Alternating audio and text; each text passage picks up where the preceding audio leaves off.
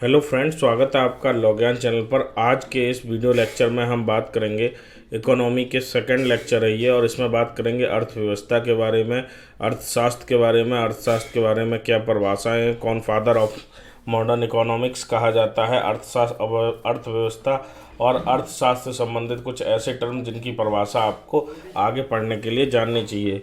हालांकि ये पहला लेक्चर होना चाहिए था, लेकिन ये सेकंड लेक्चर इसलिए है क्योंकि पंचवर्षीय योजना हम लोगों ने पहले लेक्चर में कवर किया, पंचवर्षीय योजनाएं और नीति आयोग के बारे में, जो नीति आयोग का नया एजेंडा है, और वो इसलिए कवर किया क्योंकि वहाँ से क्वेश्चन डेफिनेटली आता है। तो आपने अगर पहला लेक्चर नहीं देखा है तो उसको देख लीजिएगा, और दूसरे लेक्चर में हम लोग आज अर्थव्यवस्था के बारे में बात करेंगे। अर्थशास्त्र एक ऐसा विज्ञान है जो वस्तुओं और सेवाओं के उत्पादन, वितरण, उपभोग का अध्ययन एवं विश्लेषण करता है। हालांकि इस परिभाषा से आपका कोई बहुत क्वेश्चन नहीं बनना, लेकिन ये समझना जरूरी है।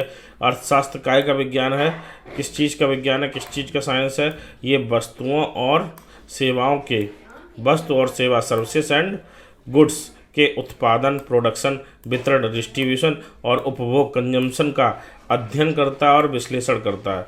तो एक सीधा सा क्वेश्चन ये हो गया कि अर्थशास्त्र में किस चीज़ का अध्ययन किया जाता है। तो अर्थशास्त्र में वस्तुओं और सेवाओं के उत्पादन, वितरण और उपभोग का अध्ययन किया जाता है। ठीक है। द वेल्थ ऑफ इकोनॉमिक्स एक पुस्तक आई 1776 में। ये अर्थशास्त्र की सबसे प्रारंभिक पुस्तकों में से एक थी। तो इसके लेखक कौन थे? Professor Adam Smith. Professor Adam Smith Scotland के निवासी थे, और इनकी पुस्तक का नाम क्या है ये पूछा जा चुका है। द वेल्थ ऑफ नेशंस किसकी पुस्तक है? तो प्रोफेसर एडम स्मिथ की पुस्तक है। इन्होंने कहा कि अर्थशास्त्र धन का विज्ञान है। ये भी क्वेश्चन आ चुका है कि अर्थशास्त्र धन का विज्ञान है, ये किसका कथन है? तो ये प्रोफेसर एडम स्मिथ का कथन है। और इसी पुस्तक के कारण, द वेल्थ ऑफ नेशंस के कारण, इन्हें फादर ऑफ मॉडर्न इकोनॉमिक्स कहा जाता है। फादर ऑफ मॉडर्न इकोनॉमिक्स, आधुनिक अर्थशास्त्र का पिता किसे कहा जाता है? एडम स्मिथ को। ठीक है। अब ये हो गया अर्थशास्त्र। कई लोग अर्थशास्त्र और अर्थव्यवस्था को एक ही टर्म के रूप में प्रयोग करना शुरू कर देते हैं, लेकिन ये अलग अलग टर्म है। अब देखते हैं अर्थव्यवस्था क्या है। किसी अंचल विशेष में निवास करने वाले, इस अंचल मतलब किसी स्थान में, किसी स्थान विशेष मतलब कोई निर्धारित स्थान। जैसे मान लो ये पूरा देश हो, ये पूरे देश का एक नक्शा है, ठीक है, उसमें से इतने पार्ट में, तो किसी स्थान विशेष में निवास करने वाले जनसंख्या को जरूरत के संसाधन, कौन से संसाधन? भौतिक संसाधन और वित्तीय संसाधन उत्पादन कराने वाली गत्यात्मक प्रणाली को अर्थव्यवस्था कहते हैं, जो स्वयं में सभी आर्थिक क्रियाकलापों, आर्थिक कार्यकर्ताओं तथा आर्थिक संस्थाओं के पारस्परिक संबंधों से मिलकर बनी होती है। आपको परिभाषा में बहुत अंदर जाने की जरूरत नहीं है, साधारण भाषा में मैं आपको समझा देता हूँ कि कोई स्थान विशेष मतलब कोई निर्धारित स्थान, जैसे पूरी दुनिया में एक छोटा सा महाद्वीप या पूरी दुनिया में एक छोटा सा देश, तो वो निर्धारित स्थान हो गया। जैसे पूरी दुनिया में भारत, तो भारत के जो रहने वाले लोग हैं उनके संसाधन, उनकी भौतिक ज़रूरतें और उनकी वित्तीय ज़रूरतों को प्रदान करने वाली या उनको उपलब्ध कराने वाली जो प्रणाली है, जो प्रोसीजर है, उसको हम क्या कहते हैं? अर्थव्यवस्था कहते हैं। ठीक है। इसमें क्या क्या क्रियाकलाप होते हैं? एक तो उत्पादन होता है, चीज़ों का और सेवाओं का उत्पादन होता है। जैसे हम आपके लिए वीडियो बना रहे हैं तो ये कहीं ना कहीं हम सेवा दे रहे हैं, ठीक है, तो ये सेवा का उत्पादन हो रहा है। कोई अगर माचिस की फैक्ट्री में माचिस बन रही है तो वो वस्तु का उत्पादन हो रहा है। तो आर्थिक क्रियाकलाप क्या क्या होते हैं? उत्पादन होता है, विनिमय होता है, ठीक है, विनिमय में क्रय और विक्रय दोनों ही सम्मिलित हैं, ठीक है, क्रय विक्रय होता है, उपभोग होता है, जब वस्तुएं और सेवाएं उत्पादित होंगी तो उपभोग होगा, और निवेश होता है ताकि आगे उत्पादन चलता रहे। तो आर्थिक क्रियाकलाप में उत्पादन, विनिमय, उपभोग और निवेश, इनके अर्थ आपको याद होने चाहिए कि क्या क्या चीज़ें हैं। आगे पढ़ने के लिए क्वेश्चन नहीं बनना, क्वेश्चन यहाँ से बनेगा। अर्थव्यवस्थाओं के प्रकार कौन कौन से होते हैं? एक होती है पूंजीवादी अर्थव्यवस्था, जिसको एडम स्मिथ ने मतलब कहना चाहिए स्ट्रांगली कहा कि पूंजीवादी अर्थव्यवस्था होनी चाहिए। दूसरी समाजवादी अर्थव्यवस्था, जिसके प्रतिपादक समाजवादी अर्थव्यवस्था के बहुत बड़े सपोर्टर थे कार्ल मार्क्स, ठीक है। तो और तीसरी है मिश्रित अर्थव्यवस्था, इसके सपोर्टर थे जॉन मेनाई कीन्स, ठीक है। ये जो कॉन्सेप्ट है, ये मंदी आई थी जो 1929 की, तब ये कॉन्सेप्ट सामने आया। तो अर्थव्यवस्थाओं के प्रकार के आधार पर अर्थव्यवस्था कितने प्रकार की होती है? तो अर्थव्यवस्था की प्रकृति के आधार पर अर्थव्यवस्था कितने प्रकार की होती है?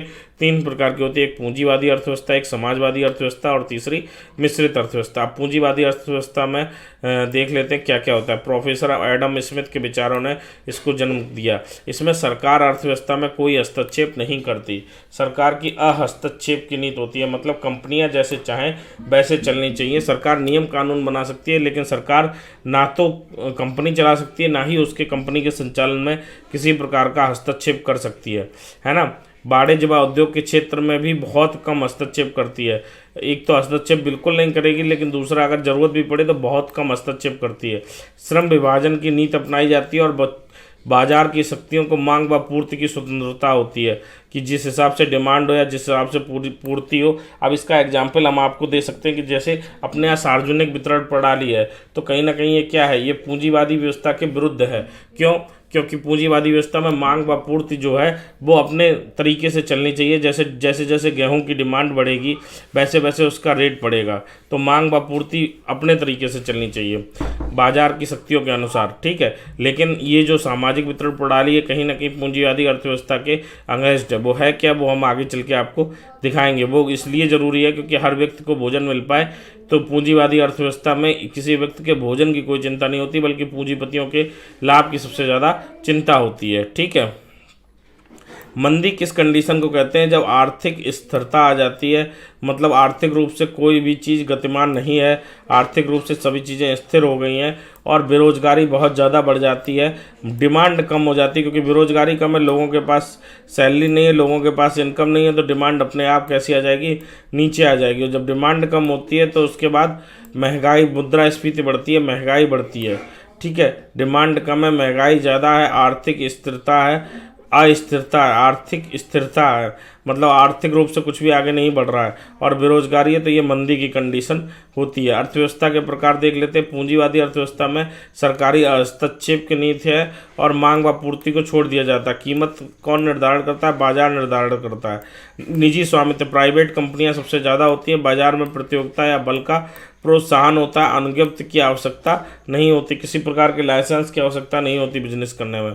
समाजवादी अर्थव्यवस्था पर किसका नियंत्रण होता है? सरकार का नियंत्रण और हस्तक्षेप बहुत ज़्यादा रहता है। आर्थिक क्रियाकलापों, आर्थिक दिशा निर्देश, उत्पादन सरकार द्वारा नियंत्रित होते हैं। कीमत निर्धारण जो होती है वो भी सरकार द्वारा नियंत्रित होती है। कीमत निर्धारण किसके द्वारा की जाती है?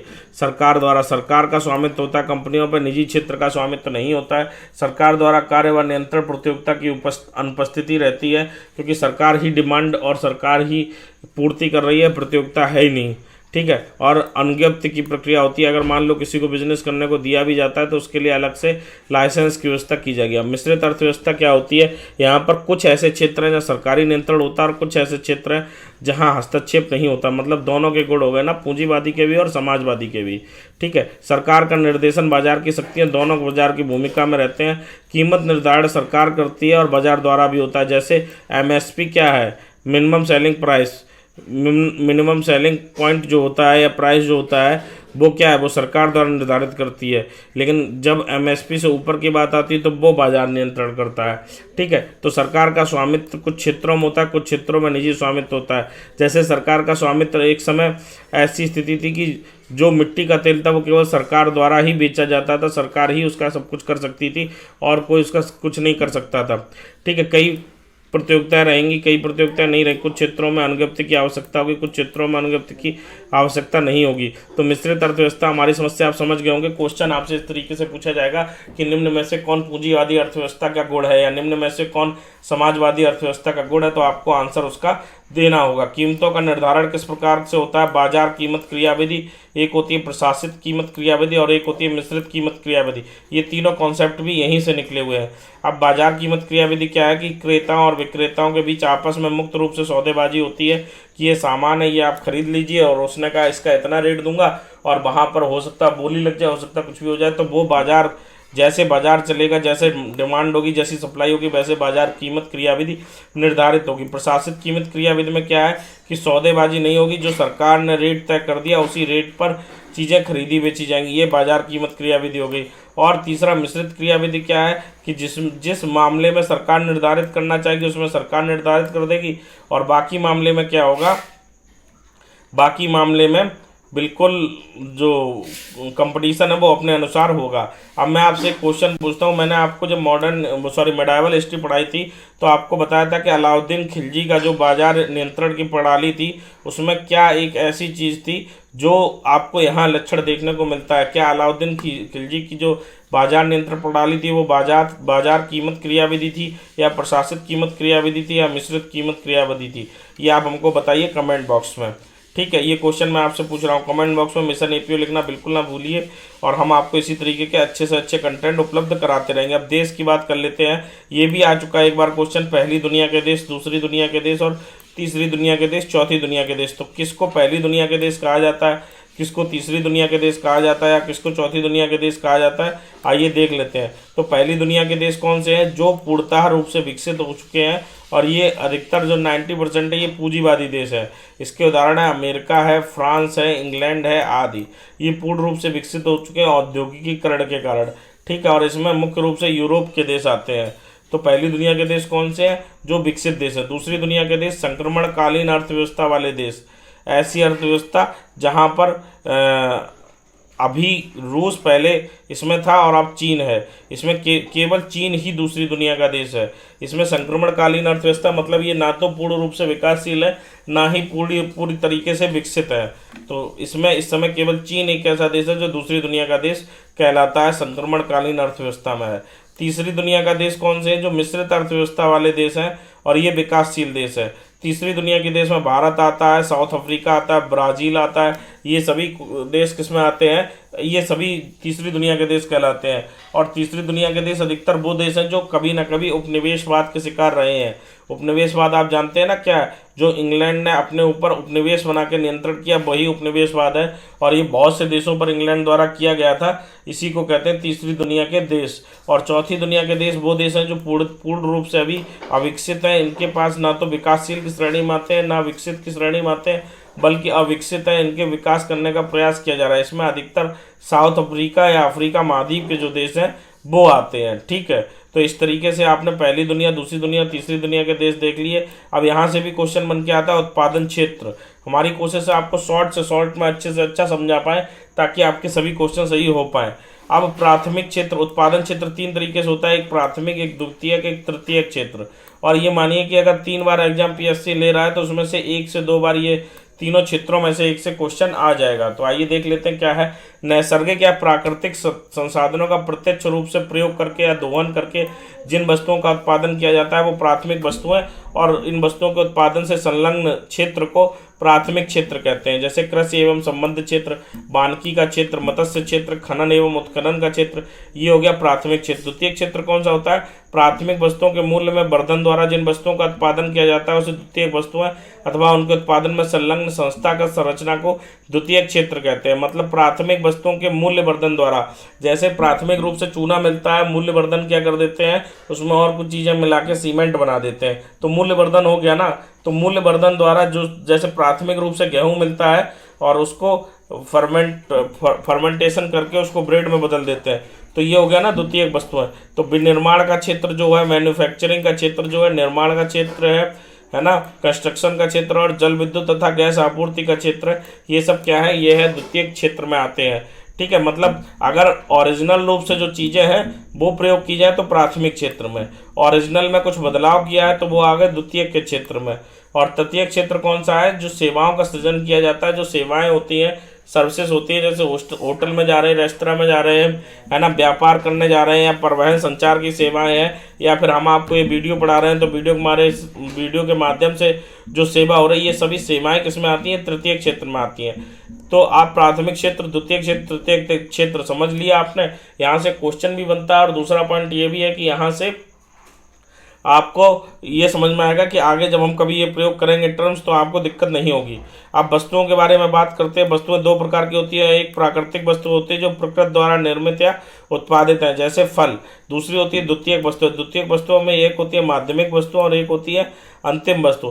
प्राथमिक वस्तुओं में मनुष्य द्वारा हस्तक्षेप की रीत के कारण माध्यमिक वस्तु बनती है। जैसे माध्यमिक या अंतिम वस्तु दोनों रूप से स्वीकार कर सकते हैं तथा प्रयोग कर सकते हैं। जैसे आटा पंजीरी के रूप में भी प्रयोग हो सकती है और रोटी बनाने के रूप में भी प्रयोग हो सकती है। तो ये हो गई माध्यमिक वस्तु, जो या तो डायरेक्टली वैसे ही प्रयोग हो जाएगी या उसमें और कुछ परिवर्तन करके प्रयोग कर लेंगे। और अंतिम रूप से उपयोग की जाने वाली वस्तु जो सीधे सीधे बिना किसी परिवर्तन के प्रयोग की जाएगी वो अंतिम वस्तु कहलाएगी। तो प्राथमिक वस्तु, द्वितीयक वस्तु, द्वितीयक वस्तु को दो बांटों में बांटा गया है, माध्यमिक वस्तु और अंतिम वस्तु। नोबेल पुरस्कार के बारे में 1901 में ये प्रारंभ किया गया था। 1969 में अर्थशास्त्र का नोबेल पहली बार दिया गया, ठीक है। सॉरी, 1901 में नोबेल पुरस्कार प्रारंभ किया गया था। 1969 में 1969 में पहली बार अर्थशास्त्र का नोबेल दिया गया। और पहली बार में अर्थशास्त्र का नोबेल किसे मिला था? रंगनर, क्रिस एवं सिवर्ट को। याद रखिएगा, पूछा जा चुका है, ठीक है, रंगनर, क्रिस एवं सिवर्ट को, ठीक है। भारत की तरफ से नोबेल पाने वाले पहले भारतीय, अर्थशास्त्र का नोबेल पाने वाले पहले भारतीय कौन है? भारत की तरफ से पहला नोबेल पाने वाले कौन से भारतीय? आप कमेंट बॉक्स में बताइएगा। हिंट आपको दे देता हूँ, साहित्य का नोबेल था। 1998 में अमर्त्य सेन को पुरस्कार मिला। अर्थशास्त्र का नोबेल पाने वाला एकमात्र भारतीय कौन है? 1998 में अमर्त्य सेन को अर्थशास्त्र का नोबेल मिला था। तो आपसे एक क्वेश्चन भी पूछा जा सकता है कि अर्थशास्त्र का नोबेल पाने वाला एकमात्र भारतीय कौन है? तो कौन है? अमर्त्य सेन। और किस वर्ष में मिला? 1998 में। याद रखिएगा। इन्हें किस लिए अर्थशास्त्र का नोबेल दिया गया? इन्हें कल्याणकारी अर्थशास्त्र के लिए अर्थशास्त्र का नोबेल दिया गया। तो ये हो गया आपका इंट्रोडक्टरी लेक्चर। इसमें जितने भी पॉइंट हैं वो सभी आप याद रखिएगा। दो पॉइंट ऑफ व्यू से, एक तो वहाँ से क्वेश्चन बनता है, मैंने आपको बीच बीच में बता ही दिया कि कहाँ से क्वेश्चन बनता है, और दूसरा आप इसलिए याद रखिएगा क्योंकि यहाँ से आपको लगातार आगे समझने में मदद मिलेगी अगर आपने ये टर्म्स अच्छे से समझ लिए हैं। अब तीसरी क्लास में हम लोग बैंकिंग के बारे में बात करेंगे। बैंकिंग से भी क्वेश्चन आते हैं। कौन सी बैंक पहले खुली है, बैंकों के क्या प्रकार है, कौन सी बैंक बाद में खुली है, क्या क्रम रहा, तो ये सभी हम लोग अगले क्लास में डिस्कस करेंगे।